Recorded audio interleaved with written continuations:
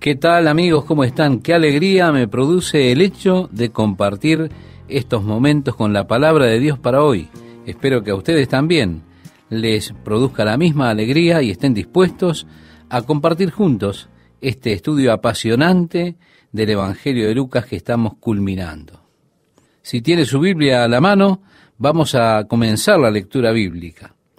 Y dice que estaba cerca la fiesta de los panes sin levadura, que se llama la Pascua. Estimado oyente, la fiesta de los panes sin levadura duraba 6 días, desde el 15 de Nisán hasta el día 21. Sin embargo, el 15 de Nisán era el día de la Pascua. Cuando se estaba acercando la noche, las personas ya se estaban preparando para la fiesta. 2 días antes, ellos debían ir por toda la casa con escoba y cepillo y debían asegurarse que no hubiese nada de levadura en la casa. Esto era una ceremonia total. Por supuesto, ellos siempre dejaban un poco de levadura escondida para que alguno de los niños la encontrara, de modo que ellos pudieran encontrar el último pedazo de levadura que había por allí.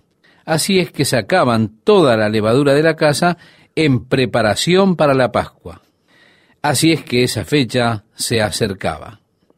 Y leemos, y los principales sacerdotes y los escribas buscaban cómo matarle porque temían al pueblo. Y entró Satanás en Judas por sobrenombre Iscariote, el cual era uno del número de los 12. Y éste fue y habló con los principales sacerdotes y con los jefes de la guardia de cómo se lo entregaría. Ellos se alegraron y convinieron en darle dinero. Y él se comprometió y buscaba una oportunidad para entregárselo a espaldas del pueblo. Sí, ellos tenían el deseo de atrapar a Jesús, pero lejos de las multitudes. Las personas venían a escuchar a Jesús al templo cada día cuando él enseñaba. Muchos le tenían por profeta. Y así, aunque los escribas y los sumos sacerdotes querían ir en contra de Jesús, ellos eran cobardes para ir contra el movimiento popular de la multitud que era atraída hacia Jesús. Así fue que cuando Judas va a ellos se alegraron que iban a tener esta oportunidad para atrapar a Jesús lejos de la multitud, arrestándolo y llevando el movimiento hacia otra dirección antes de que las personas se dieran cuenta de lo que estaba sucediendo. Judas Iscariote es, por supuesto, un personaje muy interesante. A medida que lleguemos al Evangelio de Juan, aprenderemos que él era el tesorero del grupo y, de acuerdo a Juan, había estado hurtando del tesoro del grupo. Aquí se nos dice que Satanás entró en él. Él es llamado por Juan el hijo de perdición. Y Jesús le dice, bueno le fuera a ese hombre no haber nacido. Una vida trágica, un hombre que se volvió obsesionado por la avaricia, el deseo de poder. Hay muchas sugerencias para los motivos que habían detrás de la traición de Judas a Jesús. Están aquellos que sugieren que él solo estaba intentando forzar a Jesús para que estableciera el reino, y eso que él sintió traicionándolo, forzaría la mano de Jesús para que él no fuera capaz de esperar un minuto más, sino que él tendría la necesidad de manifestar quién era él y así establecería el reino de Dios. También dicen que cuando Jesús no se defendió a sí mismo, sino que se sometió al edicto de muerte, el plan de Judas fracasó. Y es allí cuando Judas va a los sacerdotes llevándoles el dinero y lo arroja a sus pies. ¿Quién sabe realmente cuál es la motivación de un hombre? Pero estas son solo especulaciones de hombres que tal vez intentan de algún modo excusar a Judas Iscariote. Yo personalmente pienso que sus acciones no tienen excusas. el método que él escoge para traicionar al Señor con un beso es reprensible totalmente. Bien, el versículo 7 nos habla del día de la preparación para la fiesta de la Pascua. Y dice así: llegó el día de los panes sin levadura, en el cual era necesario sacrificar el cordero de la Pascua. La Pascua era un día de reposo, en el cual ellos no debían hacer ningún trabajo. Era un día de fiesta. En este día de fiesta debían matar un cordero para la cena de la Pascua. Todo lo que se cocinara, toda la preparación debería hacerse antes de la puesta del sol. Es importante, estimado oyente, que recordemos que el día judío comenzaba a las 6 de la tarde. Y para ellos, el día de la Pascua comienza a las 6 de la tarde y no termina hasta el día siguiente a las 6 de la tarde. Ahora bien, hacia el final del día siguiente, Jesús había sido crucificado. Lo que significa que Jesús fue crucificado en el día de la fiesta de Pascua, que comenzó, como decíamos, a las 6 de la tarde anterior, cuando él celebró esta fiesta con sus discípulos. Él fue crucificado en el día de la Pascua.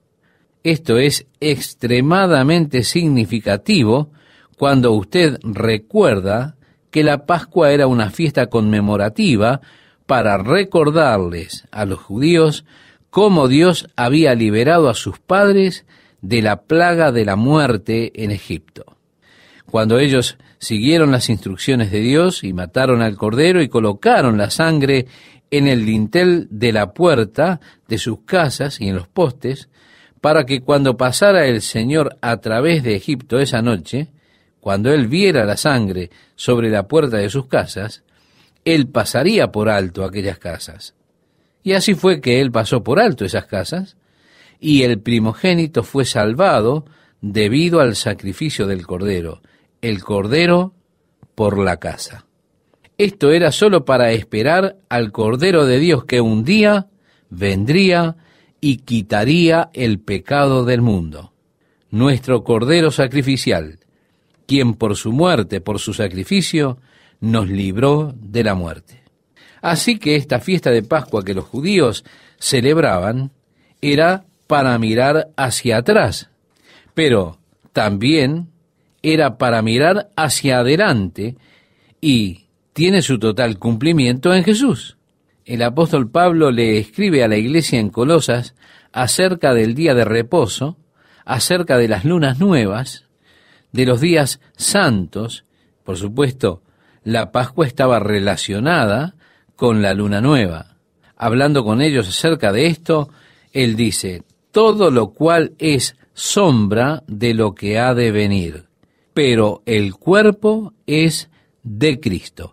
Esto lo puede encontrar usted, estimado oyente, en Colosenses capítulo 2, versículo 17. Ellos realmente estaban esperando su cumplimiento en Jesucristo. Así que la fiesta de la Pascua fue cumplida en la muerte de Jesucristo ese mismo día, el Cordero de Dios crucificado, sacrificado por los pecados del mundo. Tenemos luego la fiesta de Pentecostés, que se cumplía 50 días después, cuando el Espíritu Santo fue derramado sobre la iglesia y 3.000 personas se convirtieron. Los primeros frutos de lo que vemos del continuo trabajo hoy. La fiesta de Pentecostés era la fiesta de los primeros frutos, el ofrecimiento de los primeros frutos para el Señor, las primicias. En vista que como estas dos grandes fiestas tenían su cumplimiento en el Nuevo Testamento y en la iglesia, por supuesto, entonces concluimos que ese tercer día, el cual fue inaugurado por Dios en el Antiguo Testamento, es decir, el día de la fiesta de las trompetas, debe tener también un cumplimiento dentro de la iglesia. Esa fiesta que recordaba la liberación de sus padres de la devastación del desierto, llevándolos a la tierra prometida. Así que este cumplimiento, el del día de la fiesta de las trompetas, aún es esperado por la iglesia. Y nos dice, porque el Señor mismo, con voz de mando, con voz de arcángel y con trompeta de Dios, descenderá del cielo, y los muertos en Cristo resucitarán primero. Luego nosotros, los que vivimos, los que hayamos quedado, seremos arrebatados juntamente con ellos en las nubes para recibir al Señor en el aire, y así estaremos siempre con el Señor. Bien, llegó el día de los panes sin levadura, en el cual era necesario sacrificar el Cordero de la Pascua. Y como leemos a continuación, nos dice, y Jesús envió a Pedro y a Juan diciendo, id, preparadnos la Pascua para que la comamos. Ellos le dijeron, ¿dónde quieres que la preparemos? Él les dijo, he aquí, al entrar en la ciudad, os saldrá al encuentro un hombre que lleva un cántaro de agua, seguidle hasta la casa donde entrare, y decid al padre de familia de esa casa, el maestro te dice, ¿dónde está el aposento donde he de comer la Pascua con mis discípulos? Entonces él os mostrará un gran aposento alto ya dispuesto, preparad allí. Fueron pues, y hallaron como les había dicho, y prepararon la Pascua. Cuando era la hora, se sentó a la mesa, y con él los apóstoles. Y les dijo, cuánto he deseado comer con vosotros esta Pascua antes que padezca. Porque os digo que no la comeré más, hasta que se cumpla en el reino de Dios. Y habiendo tomado la copa, dio gracias y dijo, tomad esto, y repartidlo entre vosotros. Porque os digo que no beberé más del fruto de la vid hasta que el reino de Dios venga. Y tomó el pan y dio gracias, y lo partió y les dio diciendo, esto es mi cuerpo que por vosotros es dado. Haced esto en memoria de mí. De igual manera, después que hubo cenado, tomó la copa diciendo, esta copa es el nuevo pacto en mi sangre que por vosotros se derrama. Bien, estimado oyente, así vemos que Jesús instituyó lo que nosotros llamamos hoy la Cena del Señor. Él estaba allí con sus discípulos. Al tomar él la fiesta tradicional judía de la Pascua y darle a los emblemas de esa fiesta su verdadero significado. Ellos tenían la costumbre de tener allí 3 pedazos de pan que colocaban en pequeños sacos. La pieza del medio es partida. Jesús la parte y dice, tomad, comed, este es mi cuerpo que por vosotros es partido. Y luego de la cena, siempre tenían la última copa. Y cuando ellos estaban teniendo esta última copa, luego de cenar, Jesús dice, esta copa es el nuevo pacto en mi sangre, que es derramada para remisión de pecados. Mire, estudiar la fiesta tradicional judía de la Pascua, incluso como se observa en el día de hoy, es extremadamente esclarecedor y significativo para nosotros, los cristianos. ¿Por qué? Porque podemos ver claramente en esta simbología al Señor Jesucristo. Usted puede ver el Evangelio tan claro viendo la celebración de la Pascua judía. Sus corazones de seguro deben estar preparados por Él para recibir a Jesucristo. Está entretejido en las tradiciones de la fiesta de la Pascua, pero lamentablemente para ellos era una conmemoración de la liberación de Dios de Egipto solamente. Desde el momento en que un hijo dice, ¿qué es lo que hace esta noche diferente de los demás? Y el padre comienza a explicar la historia de la liberación de Dios a sus padres de la esclavitud de Egipto, con todas las cosas alrededor de la mesa, representando la esclavitud de Egipto y la liberación de Dios. Pero todo un nuevo significado es dado por Jesucristo, que ahora ha sido cumplido en Él mismo. El pan representa el cuerpo de Jesús partido. La copa representa la sangre de Jesús que fue derramada por nuestros pecados. Seguimos leyendo y nos dice, mas he aquí la mano del que me entrega está conmigo en la mesa. A la verdad, el Hijo del Hombre va según lo que está determinado, pero ¡ay de aquel hombre por quien es entregado! La Biblia nos dice que Jesús sabía quién lo traicionaría. Aquí, él solamente está dando una advertencia solemne.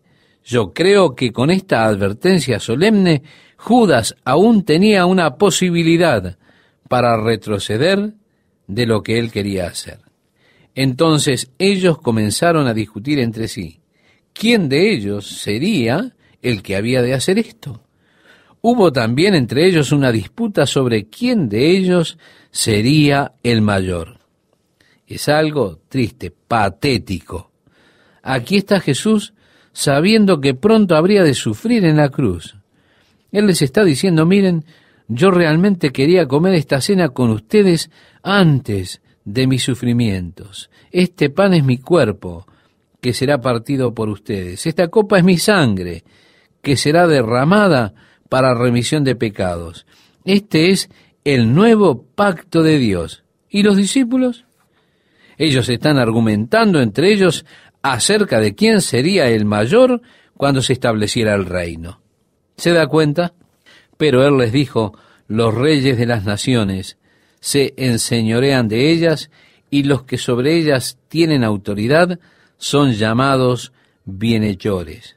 Mas, dice él, no así vosotros, sino sea el mayor entre vosotros como el más joven, y el que dirige como el que sirve. Porque, ¿cuál es el mayor? ¿El que se sienta a la mesa o el que sirve? ¿No es el que se sienta a la mesa? Mas yo estoy entre vosotros como el que sirve. Luego Jesús les dice a ellos, pero vosotros sois los que habéis permanecido conmigo en mis pruebas. Yo, pues, os asigno un reino como mi Padre me lo asignó a mí, para que comáis y bebáis a mi mesa en mi reino, y os sentéis en tronos juzgando a las 12 tribus de Israel. Él les está diciendo esto a sus 12 apóstoles, por supuesto, excluyendo a Judas Iscariote.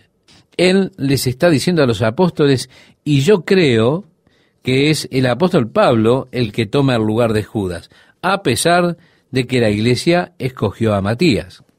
Pero parecería que fue elección de Dios que el apóstol Pablo fuera el número 12. El Señor está diciendo, y esto para mí es algo glorioso de contemplar, para que comáis y bebáis a mi mesa en mi reino, y os sentéis en tronos, juzgando a las 12 tribus de Israel. Dijo también el Señor, Simón, Simón, he aquí Satanás os ha pedido para zarandearos como a trigo. Pero yo he rogado por ti, que tu fe no falte. Y tú, una vez vuelto, confirma a tus hermanos. Hay algo especial en Simón. Bueno, se dice que era alto de estatura, él era impulsivo, pero era amable. Era un hombre grande, fuerte y amable. Debido a su impetuosidad, él siempre se metía en problemas. Generalmente, él hablaría en voz alta y diría lo primero que se le venía a la mente, bueno o malo. Y algunas veces era lo correcto y bueno, otras veces él estaba equivocado. Pero Jesús dice de él, Satanás os ha pedido para zarandearos como a trigo, pero yo he rogado por ti, que tu fe no falte. Mire, estimado oyente, yo creo que la oración de Jesús fue contestada. No creo que el problema de Pedro fuera el problema de la fe. Él falló como testigo. Él negó a su Señor. Pero nunca hubo una falla en su fe. Él siempre creyó en el Señor. Jesús le dijo, y tú, una vez vuelto, confirma a tus hermanos. Él le dijo, Señor, dispuesto estoy a ir contigo no solo a la cárcel, sino también a la muerte. Sí, Pedro, nosotros sabemos que es así. Y el Señor le dijo: Pedro, te digo que el gallo no cantará hoy antes que tú niegues 3 veces que me conoces.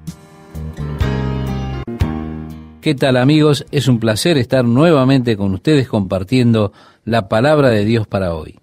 Si tiene a la mano ya el pasaje que citara Esteban, le invito a que le demos lectura. Dijo también el Señor: Simón, Simón, he aquí Satanás os ha pedido para zarandearos como a trigo, pero yo he rogado por ti que tu fe no falte. Y tú, una vez vuelto, confirma a tus hermanos. Hay algo especial en cuanto a Simón.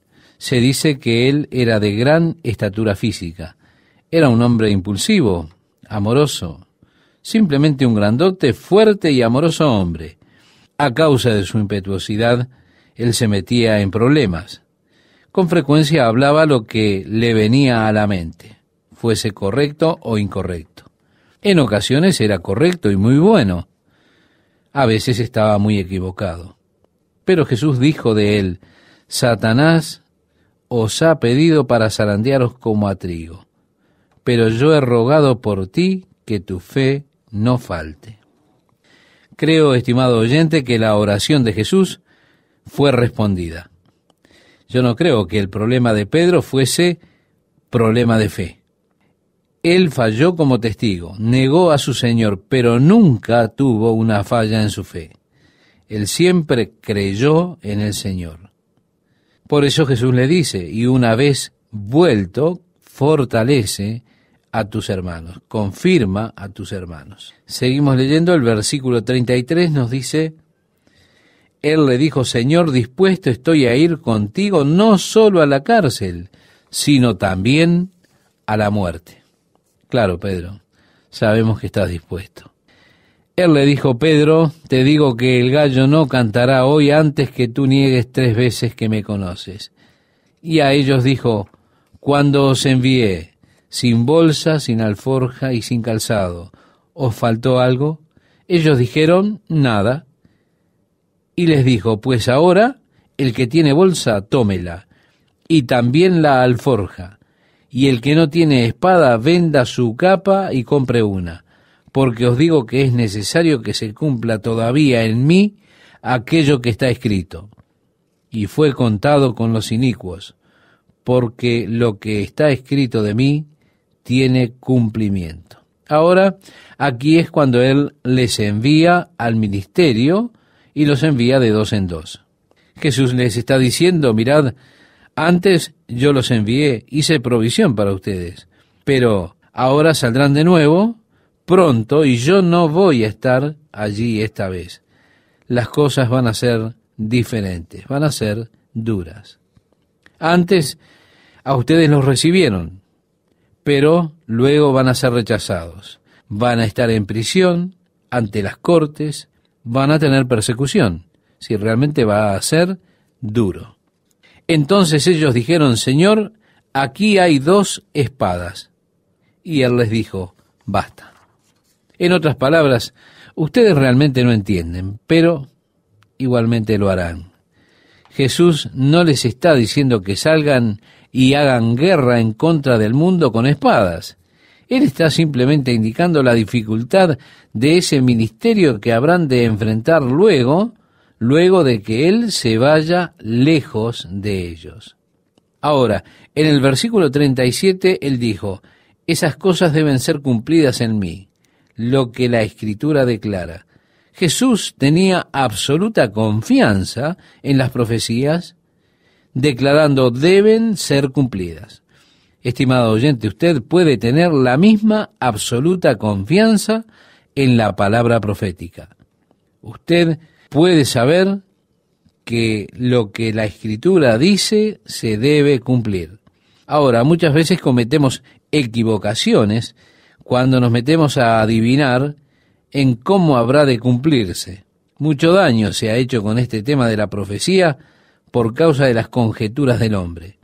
Tratar de adivinar quién es el anticristo, por ejemplo, es un poco de especulación fútil y peligrosa. Sabemos que surgirá el anticristo. no sabemos quién es. Sí sabemos que van a reconstruir el templo, pero no sabemos cuándo ni cómo. Sabemos que las Escrituras deben cumplirse y se cumplirán. Jesús tenía esa confianza. Y la Escritura dijo en cuanto a Jesús en Isaías 53, será contado con los transgresores. Esto, dijo él, debe ser cumplido. En el versículo 29 leemos, y saliendo se fue como solía al monte de los olivos, y sus discípulos también le siguieron. Cuando llegó a aquel lugar, les dijo, orad que no entréis en tentación. Qué buena oración.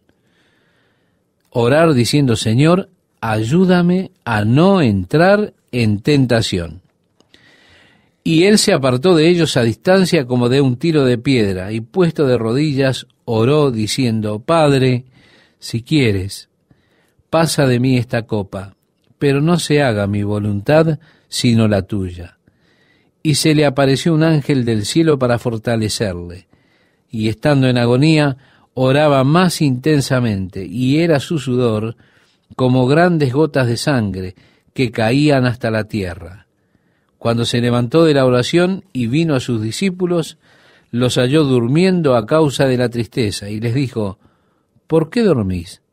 Levantaos y orad para que no entréis en tentación. La oración de Jesús es significativa porque Jesús está hablando acerca de la redención del hombre. Si es posible, si qué cosa es posible podemos preguntarnos. Si la salvación del hombre es posible por cualquier otra cosa que no sea la cruz, que pase esa copa de mí. Esto fue básicamente lo que él estaba orando. Es por ello por lo que la cruz de Cristo ofende a muchas personas en el día de hoy, porque ellos dicen que el cristianismo es algo muy estrecho. Todos los caminos conducen a Dios, dicen. No importa en lo que usted crea, lo que es importante es que crea y tenga fe. Pero la cruz de Jesucristo declara que hay un solo camino para Dios, y ese camino es a través de la cruz de Jesucristo. Si es posible, si fuese posible que el hombre pudiese ser salvo por ser religioso, la cruz hubiese sido innecesaria. Si pudiese ser salvo por guardar la ley, la cruz sería innecesaria. Si pudiese ser salvo por ser bueno, también la cruz sería innecesaria. Bueno, la cruz declara que hay un único camino por medio del cual el hombre puede tener perdón de sus pecados y acercarse a Dios. Y esto es a través de la muerte de Jesucristo, y declara un camino angosto en una sola dirección. Y es por esto que ofende a muchas personas. Así que la cruz, según la Biblia dice, es ofensa para el judío. Para los griegos es tontería. Pero para nosotros los que hemos sido salvos, es potencia de Dios para salvación. Así que Jesús está orando acerca de la cruz, pidiéndole realmente al Padre por un camino sustituto, si fuese posible. Y el hecho de que fue a la cruz declara que no era posible. Hay solo un camino por medio del cual el hombre puede ser redimido, y ese camino es la cruz. Seguimos leyendo y nos dice, mientras él aún hablaba, se presentó una turba, y el que se llamaba Judas, uno de los 12, iba al frente de ellos, y se acercó hasta Jesús para besarle. Entonces Jesús le dijo, Judas, ¿con un beso entregas al Hijo del Hombre? Viendo los que estaban con él lo que había de acontecer, le dijeron, Señor, ¿heriremos a espada? Los discípulos recién se habían despertado. Ahora hay allí una multitud que está lista para arrestar a Jesús. Los discípulos están confundidos y preguntan, Señor, ¿los golpearemos con la espada? Él ha dicho, si no tienen una espada, vendan sus atuendos y consigan una. Y uno de ellos Se nos dice en otro evangelio quién fue. Por supuesto, nosotros podemos suponerlo, ¿verdad? Pedro hirió a un siervo del sumo sacerdote y le cortó la oreja derecha. Mire, este hombre fue muy afortunado de que Pedro estaba con sueño, pues él lo hubiese partido al medio. Entonces respondiendo Jesús dijo, basta ya, dejad, y tocando su oreja le sanó. Y Jesús dijo a los principales sacerdotes, a los jefes de la guardia del templo y a los ancianos que habían venido contra él, como contra un ladrón habéis salido con espadas y palos, habiendo estado con vosotros cada día en el templo, no extendisteis las manos contra mí, mas esta es vuestra hora y la potestad de las tinieblas. Estimado oyente, qué hora horrible en la historia de la humanidad cuando el poder de las tinieblas tomó control. A partir del versículo 54 leemos, y prendiéndole le llevaron y le condujeron a casa del sumo sacerdote, y Pedro le seguía de lejos. Y habiendo ellos encendido fuego en medio del patio, se sentaron alrededor, y Pedro se sentó también entre ellos. Pero una criada, al verle sentado al fuego, se fijó en él y dijo, también éste estaba con él. Pero él lo negó diciendo, mujer, no lo conozco. Un poco después, viéndole otro, dijo, tú también eres de ellos. Y Pedro dijo, hombre, no lo soy. Como una hora después, otro afirmaba diciendo, verdaderamente también éste estaba con él, porque es Galileo. Y Pedro dijo, hombre, no sé lo que dices. Y enseguida, mientras él todavía hablaba, el gallo cantó. Entonces, vuelto el Señor miró a Pedro, y Pedro se acordó de la palabra del Señor que le había dicho, antes que el gallo cante, me negarás 3 veces. Y Pedro, saliendo fuera, lloró amargamente. Él había dicho, Señor, estoy listo para ir a prisión. Estoy listo para morir contigo. Ahora, usted no piense, estimado oyente, que Pedro no fue sincero. Yo creo con todo mi corazón que Pedro quiso decir lo que dijo exactamente, que en su corazón él estaba listo para ir a prisión y estaba listo para morir por Jesús. Aún hoy, cuando nosotros hacemos nuestras promesas al Señor, hay gran sinceridad. Sin embargo, muchas veces, cuando llega el momento decisivo, nos encontramos a nosotros mismos como Pedro, negándole aún en las cosas simples. ¿Cómo es que él niega al Señor? Primeramente pienso que observamos que estaba durmiendo cuando debía estar velando. Yo creo que esa es una de las razones que están detrás de la falla de Pedro. Como es una razón que se esconde detrás de nuestras fallas, que con frecuencia estamos durmiendo en lugar de estar orando. En segundo lugar, Pedro buscaba seguir al Señor de lejos. Eso nuevamente es un lugar peligroso para estar. Tratando de ser un cristiano en la periferia, seguir al Señor de lejos.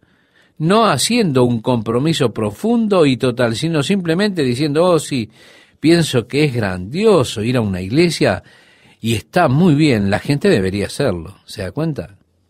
También Pedro se estaba calentando a él mismo en el fuego enemigo. Eso es otra cosa peligrosa. El resultado de todo esto, ¿qué fue? Fue la negación. Ahora, ¿cómo miró Jesús a Pedro? Yo no pienso que fue como diciéndole, Pedro, ¿cómo pudiste negarme? Y mire, no pienso que haya sido te lo dije, Pedro, ¿eh? Yo creo que la mirada de Jesús a Pedro fue como diciendo, Pedro, te entiendo. Entiendo, Pedro, aún te amo. Pienso que fue una mirada de amor, quizá el más profundo amor que Pedro alguna vez pudiese observar en los ojos de alguien. El entendimiento de Jesús estaba en esa mirada. Más o menos podríamos decir, le estaba diciendo, está bien, Pedro, entiendo. Y eso fue lo que quebrantó el corazón de Pedro. La Biblia dice, ¿no os dais cuenta que es la bondad de Dios la que trae al hombre arrepentimiento? Se da cuenta, una persona viene sobre usted. ¿Y cuál es su tendencia? Su tendencia es defenderse, endurecerse, justificar sus acciones. Pero cuando una persona viene y pone su brazo alrededor de usted y le dice, te entiendo, estoy orando por ti, te amo, hermano mío, en verdad, eso le quebranta. Se da cuenta, usted no tiene defensas en contra de eso. Eso a usted le desarma. Y pienso que así fue exactamente como Jesús miró a Pedro, como diciéndole, Pedro, te amo, te entiendo, Pedro, está bien. Pedro salió y lloró amargamente. El fracaso. Dios, ¿tengo siempre que ser un fracaso? No, Pedro, no siempre. En unos pocos días vas a recibir poder y serás testigo de lo que Dios quiere que seas. Llegaremos, estimado oyente, a eso en el capítulo 22. Ahora, leyendo el versículo 63, dice, y los hombres que custodiaban a Jesús se burlaban de él y le golpeaban, y vendándole los ojos. Algo muy cruel, estimado oyente, algo muy cruel de hacer.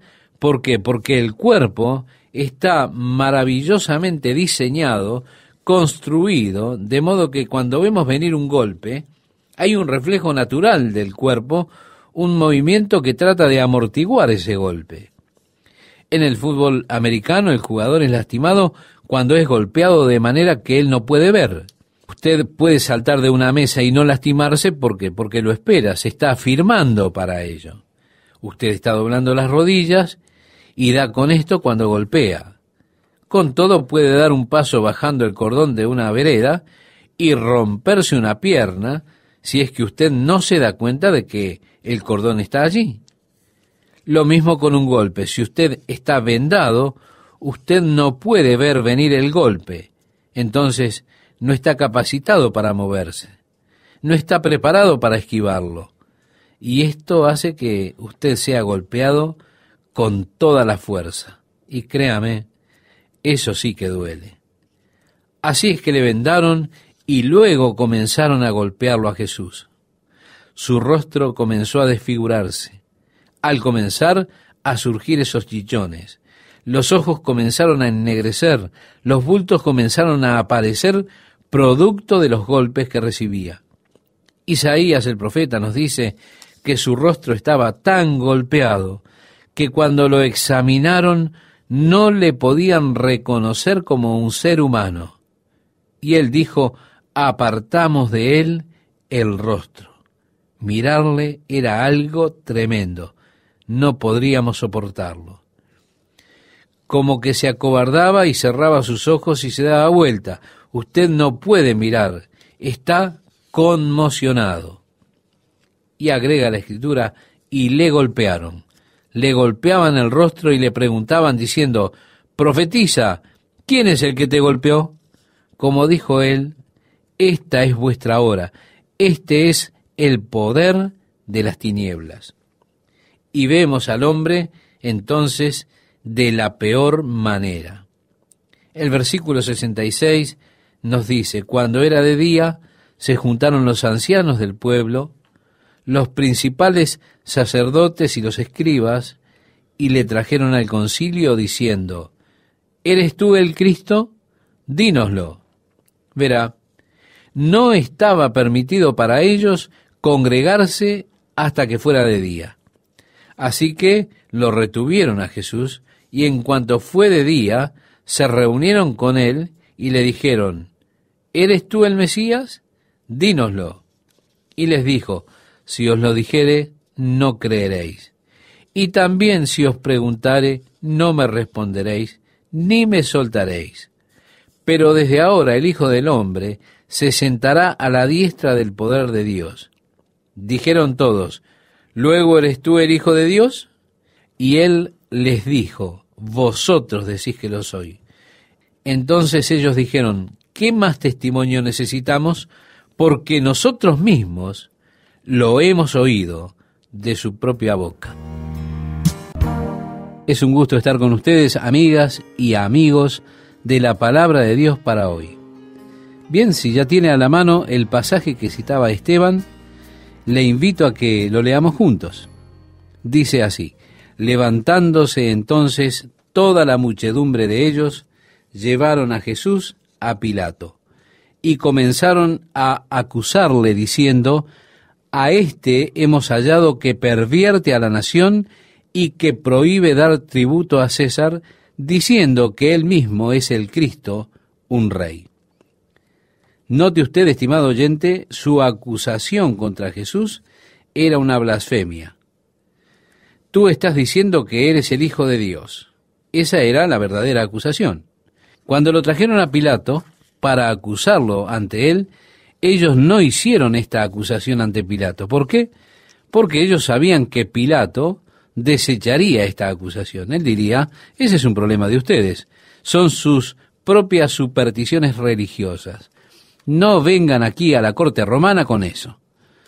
Así que cuando vinieron a la corte romana, ellos vinieron con cargos totalmente diferentes. Los cargos ante la corte romana fueron de corromper a la nación, fueron cargos de sedición. Este es un hombre que dice que no debemos pagar tributo a César. Pero eso no era verdad.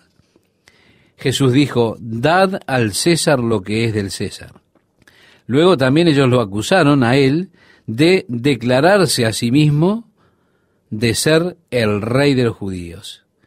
Entonces Pilato le preguntó diciendo: ¿eres tú el rey de los judíos? Y respondiendo él dijo: tú lo dices.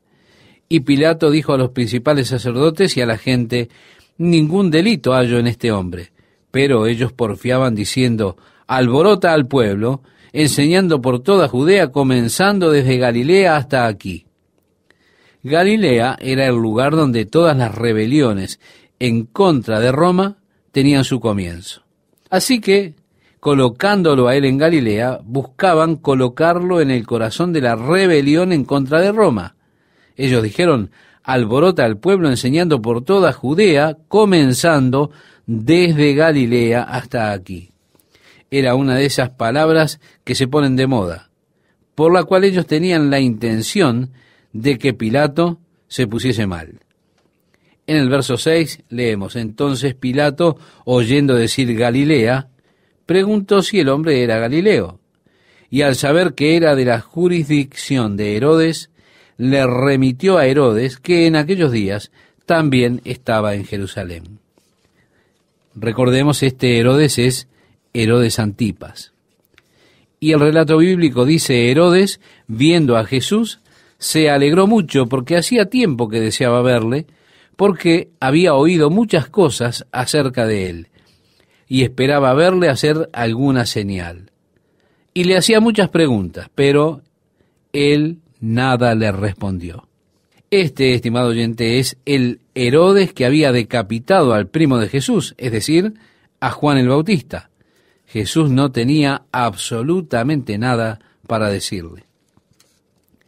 En el versículo 11 en adelante leemos: entonces Herodes con sus soldados le menospreció y escarneció, vistiéndole de una ropa espléndida, y volvió a enviarle a Pilato. Y se hicieron amigos Pilato y Herodes aquel día, porque antes estaban enemistados entre sí. Entonces Pilato, convocando a los principales sacerdotes, a los gobernantes y al pueblo, les dijo: me habéis presentado a este como un hombre que perturba al pueblo. Pero habiéndole interrogado yo delante de vosotros, no he hallado en este hombre delito alguno de aquellos de que le acusáis. Y ni aun Herodes, porque os remití a él, y he aquí, nada digno de muerte ha hecho este hombre. Le soltaré, pues, después de castigarle. Y tenía necesidad de soltarles uno en cada fiesta. Mas toda la multitud dio voces a una diciendo: fuera con éste, y suéltanos a Barrabás. Este había sido echado en la cárcel por sedición en la ciudad y por un homicidio. Sí, Barrabás sí era culpable de estos cargos que ellos ahora estaban haciendo en contra de Jesús. Cargos falsos en contra de Jesús, pero cargos verdaderos en cuanto a Barrabás. El versículo 20 nos dice: les habló otra vez Pilato, queriendo soltar a Jesús.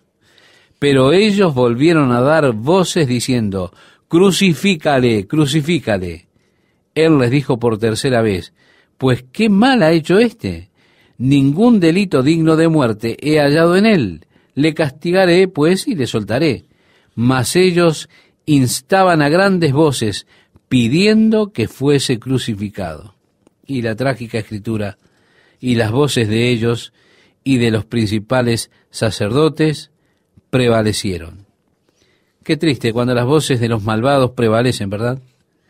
El verso 24 dice: entonces Pilato sentenció que se hiciese lo que ellos pedían, y les soltó a aquel que había sido echado en la cárcel por sedición y homicidio, a quien habían pedido, y entregó a Jesús a la voluntad de ellos.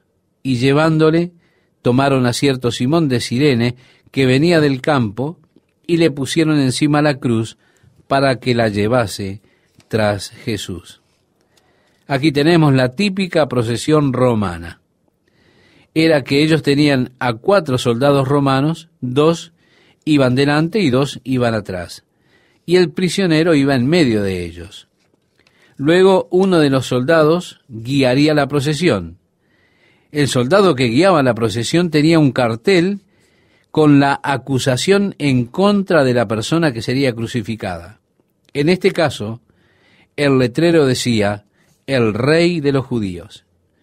Y cuando llegaban al lugar de la crucifixión, el letrero era clavado en la punta de la cruz para que las personas pudiesen saber por qué ese hombre había sido condenado a muerte por el Imperio Romano. Al ir por las calles de la ciudad, generalmente tomaban el camino más largo. Por supuesto, siempre había mucho ruido, mucho alboroto, y con esto se tenía la intención de que las personas fueran a ver qué era lo que estaba sucediendo. Entonces, ellos verían a este hombre caminando en medio de los soldados romanos cargando con su cruz. Entonces, así todos sabían que él sería crucificado, y la acusación en su contra estaba al frente. Esto provocaba terror en el corazón de las personas que tal vez intentarían rebelarse contra Roma. Jesús, debilitado por los castigos, probablemente no era capaz físicamente de cargar con la cruz. Así fue que obligaron a este hombre Simón, que era de Cirene, a llevar la cruz. Todo lo que el soldado romano hacía era tomar su espada, la colocaba en el hombro de la persona y podía así obligarlo a cargar con su equipo por una milla. Esa era la autoridad romana, y usted no podía decir que no. Usted no podía decirle: mira, estoy ocupado, tengo que llevarle este sachet de leche a mi esposa, ella está cocinando galletitas y espera que yo llegue a casa con la leche. Usted no podía hacer eso. Él le colocaba su espada sobre su hombro, y si le pedía que hiciera algo, no habían argumentos posibles. Usted debía hacerlo. Y uno de ellos seguramente coloca su espada sobre el hombro de Simón y dice: lleva la cruz de este hombre. Simón tuvo que hacerlo así. De acuerdo al historiador Josefo, los judíos no permitían que se hiciera un censo desde el tiempo de David, cuando el juicio de Dios vino en contra de Israel. ¿Por qué? Porque David censó a las personas. Así, el gobierno romano quería saber aproximadamente cuántas personas habían por allí. Por eso es que ellos contaron la cantidad de corderos que habían sido matados para la Pascua en el tiempo de Cristo. De acuerdo a Josefo, allí habían 26.572 corderos muertos para esa Pascua. De acuerdo a la ley, había un mínimo de 10 personas para comer cada cordero. Entonces, usted debía tener al menos 10 personas. Eso dice que la cantidad de personas para esa Pascua en particular sería de 2.700.000 personas aproximadamente. Por supuesto, era el mayor deseo de cada judío ir a Jerusalén para la Pascua alguna vez en su vida. Si usted vivía dentro de los 24 o 25 kilómetros de Jerusalén, era un hombre adulto, se le demandaba que usted se quedara allí. Más allá de todo, este era su sueño. Y así, cuando ellos participaran de la Pascua, ellos dirían, este año la celebro aquí, pero el próximo me voy a Jerusalén. Aún en el día presente, es una parte tradicional de la fiesta de la Pascua. Este año aquí, pero el próximo en Jerusalén. Ahora, Simón, sin duda, había venido de Trípoli, esto es en Cirene, para esa Pascua. Puede ser que él se sintió muy molesto cuando la espada romana se posó sobre su hombro y fue obligado a cargar la cruz. No lo sabemos. Pero se nos dice que este Simón era el padre de Alejandro y de Rufo. El hecho de que se nombre a sus hijos era que sus hijos eran bien conocidos por los cristianos. Así que existe una gran posibilidad de que este Simón se haya convertido como resultado de su encuentro con Jesús y por el hecho de tener que cargar la cruz de Jesús. Sus hijos se volvieron muy conocidos en la iglesia primitiva, Rufo y Alejandro. Cuando el apóstol Pablo escribe a la iglesia en Roma, él dice, saludad a Rufo, escogido en el Señor, y a su madre y mía. Podría ser el mismo Rufo, el hijo de Simón, quien fue obligado a llevar la cruz de Jesús. El versículo 27, si me acompaña, estimado oyente, vamos a leer allí, nos dice, y le seguía gran multitud del pueblo, y de mujeres que lloraban, y hacían lamentación por él. Pero Jesús, vuelto hacia ellas, les dijo, hijas de Jerusalén, no lloréis por mí, sino llorad por vosotras mismas y por vuestros hijos, porque he aquí vendrán días en que dirán, bienaventuradas las estériles. Mire, estimado oyente, ser estéril era una maldición en el pueblo judío. Ellos siempre decían, malditas las estériles. Si una mujer no podía tener hijos, esa era una causa de divorcio, una causa legal para el divorcio. Y ellos decían, ella está maldita, no puede tener hijos. Pero Jesús dice aquí, he aquí vendrán días en que dirán, bienaventuradas las estériles, y los vientres que no concibieron, y los pechos que no criaron. Entonces comenzarán a decir a los montes, caed sobre nosotros, y a los collados cubridnos, porque si en el árbol verde hacen estas cosas, en el seco, ¿qué no se hará? Esos días llegaron. En menos de 40 años las tropas romanas llegaron y desolaron la tierra de Palestina. La gran mayoría de los judíos fueron asesinados. En el último asalto a Jerusalén, de acuerdo al relato de Flavio Josefo, más de 1 millón de judíos murieron y 97.000 fueron llevados cautivos a Roma para ser esclavos de por vida. El versículo 32 dice, llevaban también con él a otros 2, que eran malhechores para ser muertos. Y cuando llegaron al lugar llamado de la Calavera, le crucificaron allí y a los malhechores, uno a la derecha y otro a la izquierda. Y Jesús decía, Padre, perdónalos, porque no saben lo que hacen. Y repartieron entre sí sus vestidos, echando suertes. Esta declaración de Jesús, Padre, perdónalos porque no saben lo que hacen, de acuerdo al Evangelio de Lucas aquí, fue hecha mientras ellos lo preparaban para la cruz. O sea, ellos echaban la cruz en el suelo, estiraban las manos del prisionero en los brazos de la cruz y colocaban los clavos en sus manos. En este caso de Jesús, ellos pusieron los clavos a través de sus pies cuando lo clavaban en la cruz y luego incrustaban la cruz en el suelo. Cuando ellos lo estaban clavando, Jesús dijo, Padre, perdónalos, porque no saben lo que hacen. Y el pueblo estaba mirando, y aún los gobernantes se burlaban de él diciendo: a otro salvó, sálvese a sí mismo, si este es el Cristo, el escogido de Dios. Los soldados también le escarnecían, acercándose y presentándole vinagre y diciendo: si tú eres el rey de los judíos, sálvate a ti mismo. Había también sobre él un título escrito con letras griegas, latinas y hebreas: este es el rey de los judíos. Este era el grito, la burla, el abucheo de las personas. ¡Sálvate a ti mismo! ¿Sabe usted de dónde vino la inspiración para este abucheo?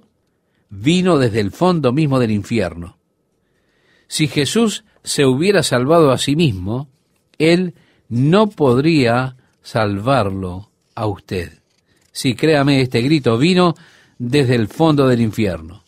El sumo sacerdote dijo: a otro salvó, a sí mismo no se puede salvar. Si es el Rey de Israel, descienda ahora de la cruz y creeremos en él. Confió en Dios, líbrele ahora si le quiere, porque ha dicho: soy hijo de Dios. Y esta era la burla. Los soldados decían: si eres el rey de los judíos, sálvate a ti mismo. Las personas repetían esto: sálvate a ti mismo.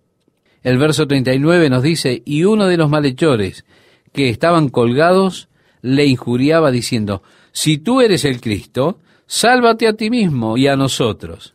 Así que la misma recriminación que venía de la multitud la tomó también este ladrón.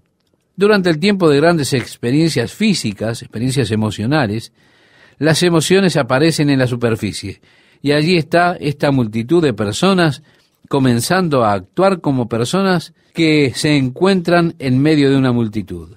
Incluso usted puede ver esto en los partidos de fútbol. Se da cuenta, algunas personas se disfrazan, hacen todo tipo de cosas raras, y todo el mundo lo acepta, todos se ríen. Hay un cierto anonimato en las multitudes que a las personas les agrada. Ellos dicen: nadie me conoce, así que puedo actuar como un loco. Todos se ríen y pasan un buen tiempo. Yo puedo imaginar que observar a un hombre muriendo en una cruz debe ser una cosa extremadamente impactante para nuestra psiquis. Puedo imaginar que debe ser muy difícil observar a un hombre colgando allí, luchando por respirar, sabiendo el dolor y viéndolo como gradualmente él se va agotando por el dolor y el sufrimiento, y sabiendo que está muriendo. Eso debe ser extremadamente impactante. Así, imagino que allí habría alguno diciendo esos comentarios, haciendo esos comentarios impensados para desviar la atención por un momento, debido al shock de esa situación tan difícil de asumir. Y debido a que era la burla de la multitud en contra de Cristo, el ladrón, probablemente solo por unirse a la multitud y tal vez que tuvieran lástima de él por unirse a ellos, insulta a Jesús y le dice: «Hey, ¿por qué no te salvas a ti mismo y también a nosotros?» ¡Qué gracioso!, ¿no? Probablemente hubo una ola de risas de la multitud. Pero leemos el verso 40 que dice: respondiendo el otro, le reprendió diciendo: ¿ni aún temes tú a Dios estando en la misma condenación? En otras palabras: hey, tú estás en el mismo bote, tú estás muriendo. ¿No temes a Dios?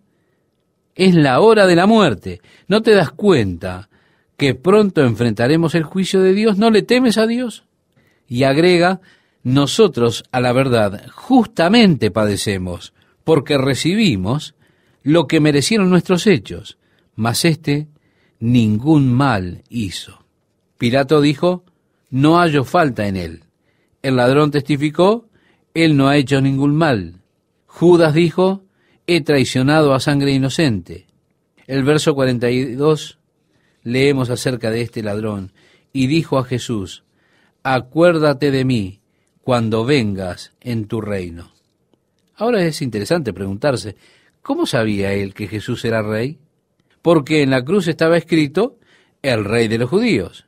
Pero esto nos muestra, estimado oyente, algo muy interesante: que para la salvación, la fe debe venir de Dios. De alguna forma, la fe de él trascendió a la fe de los discípulos. De alguna forma, por Dios, él sabía que aunque este hombre estaba muriendo, él vendría en su reino. Realmente él tenía una fe mayor que la fe de los discípulos, porque a estas alturas de los acontecimientos los discípulos habían huido. Ellos lo habían abandonado, habían escapado. Ellos habían abandonado la fe. Nosotros confiamos en Él para la salvación de Israel, pero Él ha sido crucificado. Todo ha terminado, tal vez decían así los discípulos. Pero, qué contraste, ¿verdad? De alguna forma, Dios plantó fe en el corazón de este hombre que estaba muriendo allí en la cruz.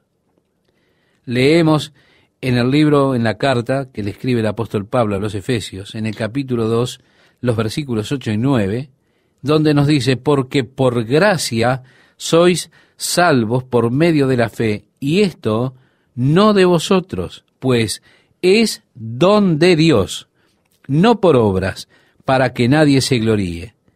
Sí, estimado oyente, Dios sembró fe en el corazón de ese hombre, y de alguna forma él se dio cuenta que a pesar de que él estaba muriendo, había un mensaje, solo un corto mensaje. El mensaje era, este es el rey de los judíos, y él lo creyó. Debía estar la fe de Dios sembrada en su corazón. Entonces él dice, acuérdate de mí cuando vengas en tu reino.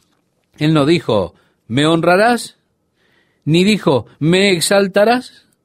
No, él solamente le dijo, acuérdate de mí. Los discípulos fueron los primeros en decir, Señor, cuando vengas en tu reino, exáltame. Este hombre solo está diciendo, Señor, ¿te acordarías de mí cuando vengas en tu reino? ¡Qué oración tan simple! Pero qué oración la que le trajo salvación a este hombre. Jesús le dijo, de cierto te digo que hoy estarás conmigo en el paraíso. ¿Qué tal, amigos? ¿Cómo están? Qué gusto estar nuevamente con ustedes compartiendo la palabra de Dios para hoy. Espero que este estudio del Evangelio de Lucas haya servido para crecimiento espiritual y una mayor relación y comunión con nuestro Dios. El versículo 44 nos dice, cuando era como la hora sexta. Esto es decir, al mediodía. Es interesante que todo esto ocurrió antes de los milagros del día, antes del terremoto, antes de que el sol se oscureciese. Dios había plantado fe en el corazón de este ladrón para traerle salvación. Y como nos dice allí, era como la hora sexta, es decir, el mediodía. Y agrega, hubo tinieblas sobre toda la tierra hasta la hora novena, es decir, hasta las 3 de la tarde. Y el sol se oscureció, y el velo del templo se rasgó por la mitad. El sol se oscureció, es decir, la naturaleza rehusó mirar esta horrible escena que estaba aconteciendo. La naturaleza se repugnó por causa del hombre. Hubo un gran terremoto, las rocas se quebraron, la naturaleza en contra del hombre.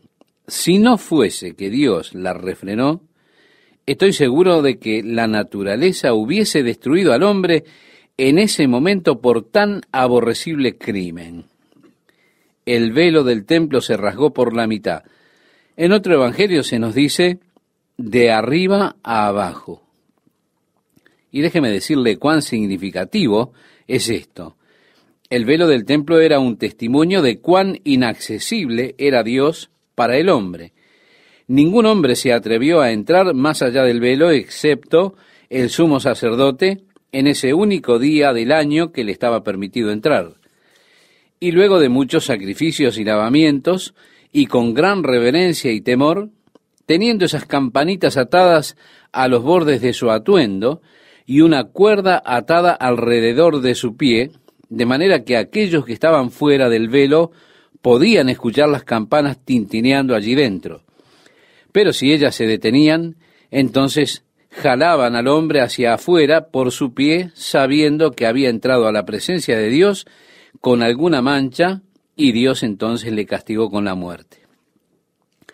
Y así que para esto era la cuerda, de manera que ellos pudieran jalarle hacia afuera, no teniendo siquiera que entrar ellos para sacarle. Dios era inaccesible para el hombre. El pecado del hombre le ha alejado de Dios.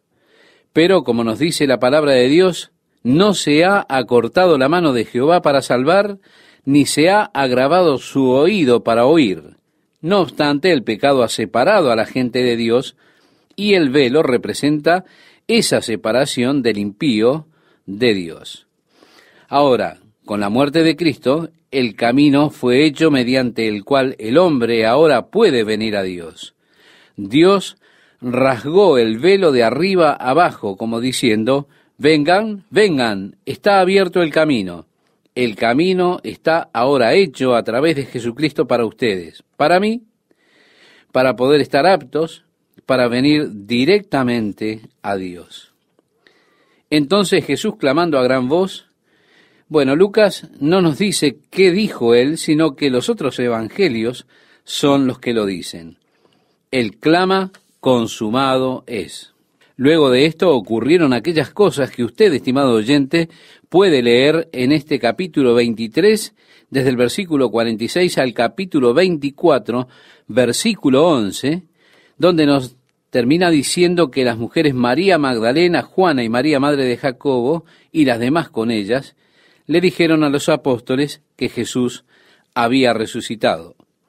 Y culmina diciendo, mas a ellos les parecían locura las palabras de ellas y no las creían. En otras palabras, como diciéndole, oh mujeres histéricas, líbranos Señor.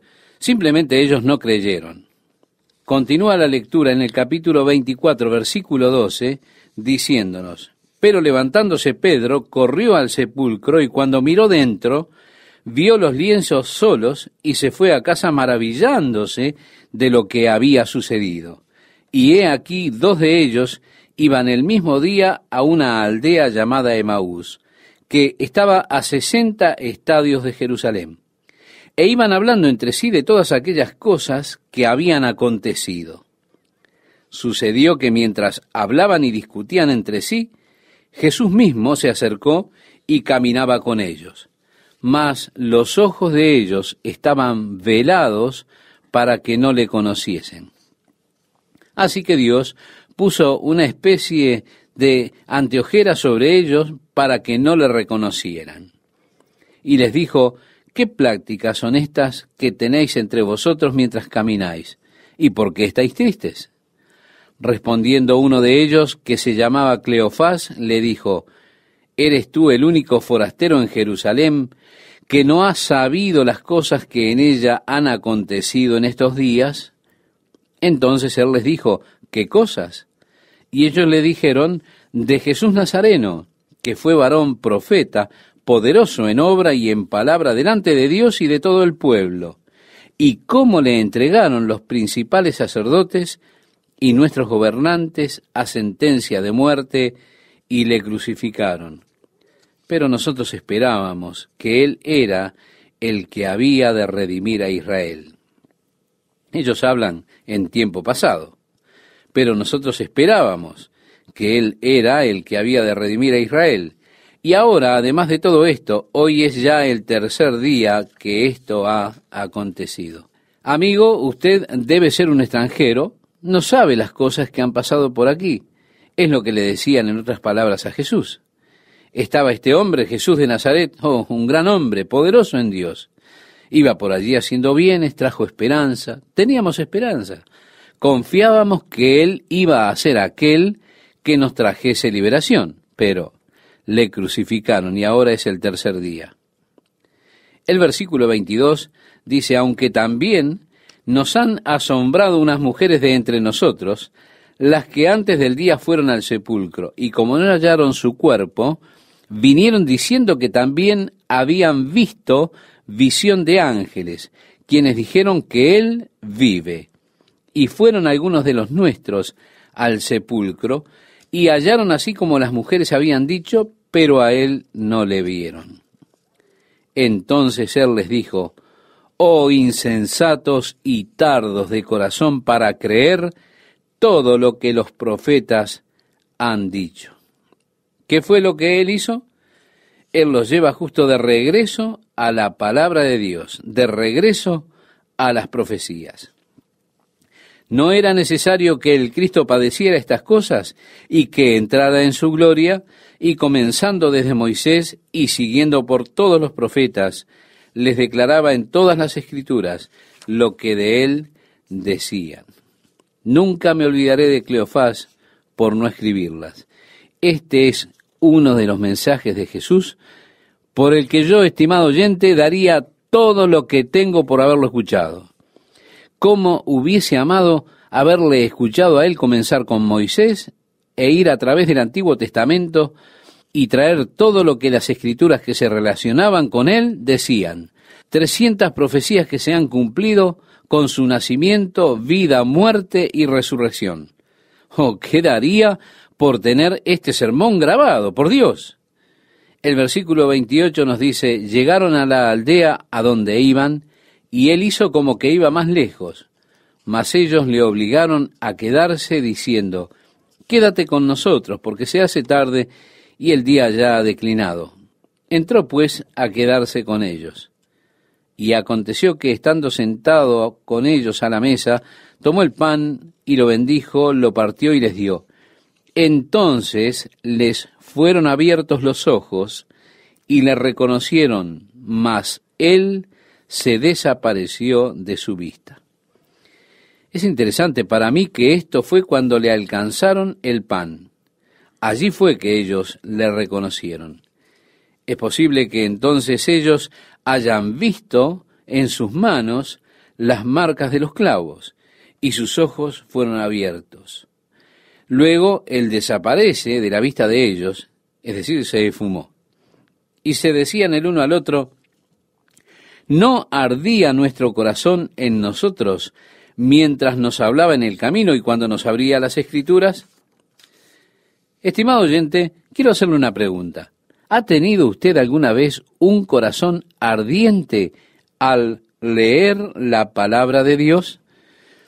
¿Esta ha encendido alguna vez un fuego dentro de su corazón? Mire, hay muchas personas que buscan excitación en sus experiencias religiosas. Ellos buscan picos emocionales, buscan descubrir algún tipo de milagro o fenómeno con que todos puedan motivarse. Un ángel apareció o alguna clase de fenómeno por el estilo. Estos hombres dijeron, ¿no ardía nuestro corazón en nosotros mientras nos hablaba en el camino y cuando nos abría las Escrituras? Y levantándose en la misma hora volvieron a Jerusalén. Apostaría a que regresaron a Jerusalén mucho más rápido de lo que fueron hasta Emaús. Y hallaron a los 11 reunidos y a los que estaban con ellos que decían, ha resucitado el Señor verdaderamente y ha aparecido a Simón. Diciéndoles estos dos hombres que volvieron, el Señor ha resucitado. Él apareció a Simón y ellos dijeron, oigan, nosotros tuvimos una experiencia. Continuamos la lectura y nos dice, entonces ellos contaban las cosas que les habían acontecido en el camino y cómo le habían reconocido al partir el pan. Mientras ellos aún hablaban de estas cosas, Jesús se puso en medio de ellos y les dijo, paz a vosotros. Este es, estimado oyente, el saludo típico hebreo. Entonces, espantados y atemorizados, pensaban que veían espíritu, pero él les dijo, ¿por qué estáis turbados y vienen a vuestro corazón estos pensamientos? Mirad mis manos y mis pies, que yo mismo soy, palpad y ved, porque un espíritu no tiene carne ni huesos, como veis que yo tengo. Ahora, hay algunas personas que encuentran dificultad aquí porque Jesús está diciendo, tóquenme, vean si no soy yo. Cuando más temprano en el día le dijo a María, no me toques, aún no he subido al Padre.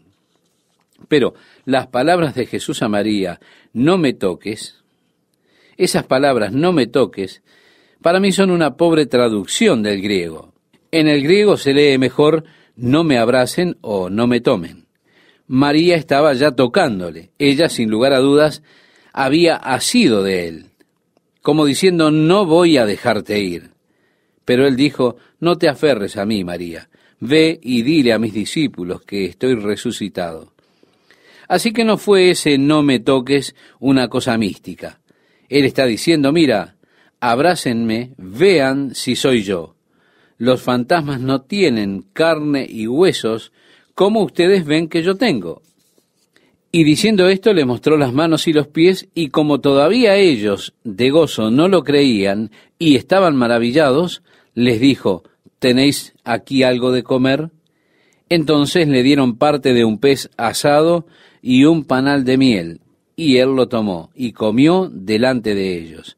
Y les dijo, estas son las palabras que os hablé, estando aún con vosotros, que era necesario que se cumpliese todo lo que está escrito de mí en la ley de Moisés, en los profetas y en los salmos. Mire, estimado oyente, los salmos están llenos con profecías concernientes a Jesucristo. Hay salmos enteros que son conocidos como mesiánicos. Por ejemplo, el Salmo 22 nos da una gráfica descripción de la crucifixión. El Salmo 110, el sacerdote según la orden de Melquisedec. El Salmo 118 y más y muchos salmos más. Y así es que él dijo, ¿no les dije que estas escrituras deben cumplirse Moisés y los profetas y los salmos? En el versículo 45 leemos, entonces les abrió el entendimiento para que comprendiesen las escrituras. Y ese glorioso don, cuando Dios abre su entendimiento para que usted entienda. Eso sucede cuando usted ha nacido nuevamente. Mire, si usted trata y lee las escrituras sin haber nacido de nuevo, ellas serán un misterio para usted. Lo dice la Biblia, pero el hombre natural no percibe las cosas que son del Espíritu de Dios, porque para él son locura y no las puede entender, porque se han de discernir espiritualmente. En cambio, el espiritual juzga todas las cosas, pero él no es juzgado de nadie. En el versículo 46 de Lucas capítulo 24, seguimos leyendo.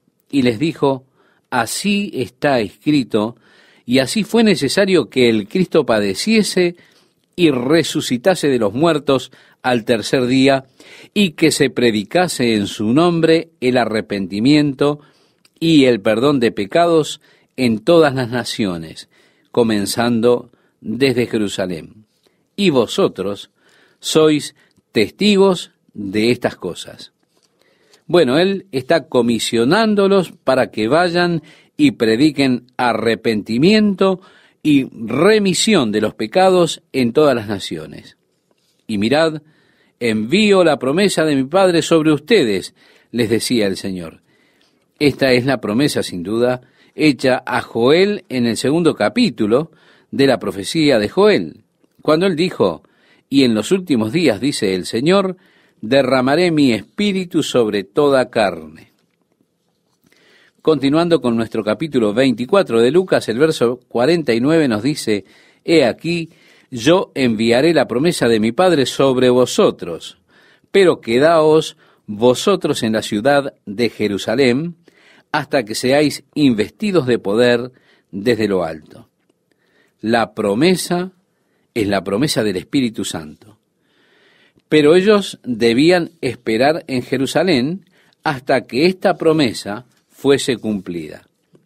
Iba a venir ese día inicial en el cual el Espíritu de Dios sería vertido sobre la iglesia como un don permanente. Ellos debían esperar por ese día, debían esperar en Jerusalén por ese día. Una vez que el día de Pentecostés llegó completamente y el Espíritu Santo fue vertido como un don permanente sobre la iglesia, no fue necesario nunca más para ellos demorarse para recibir el Espíritu Santo. Todo lo que fue necesario para ellos fue el recibir por la fe el regalo de Dios. Sí, estimado oyente, usted no tiene que esperar para recibir el don del Espíritu Santo. es un regalo de Dios. Usted lo recibe simplemente por la fe. Es un don para ustedes y sus hijos, para aquellos que están lejos y aún para todos los que el Señor nuestro Dios llame. En el verso 50 leemos: y los sacó fuera hasta Betania, y alzando sus manos, los bendijo, y aconteció que bendiciéndolos, se separó de ellos y fue llevado arriba al cielo. Ahora quiero que note que él fue tan lejos como hasta Betania. Allí él levantó sus manos y los bendijo. Y cuando hacía esto, él fue levantado y subió a los cielos. Esto fue 40 días después de su crucifixión. Él ha estado por ahí con ellos en los alrededores por 40 días. Ahora, cuando usted va a Jerusalén, hoy en día, sobre el Monte de las Olivas, pienso que hay 3 diferentes vistas donde las grandes iglesias han sido construidas sobre el sitio en que Jesús ascendió. Por ejemplo, los rusos tienen la iglesia de la Ascensión.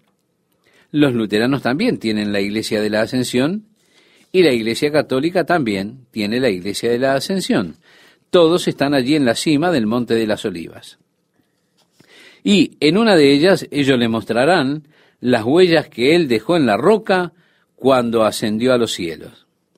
Es interesante que están todos sobre la cima del Monte de las Olivas. Pero las Escrituras dicen que él fue hasta Betania. Yo estoy contento de que no haya ninguna iglesia de la Ascensión en Betania. ¿Por qué? Porque así usted puede ir hasta allí, mirar los alrededores y pensar: en algún lugar aquí Jesús ascendió.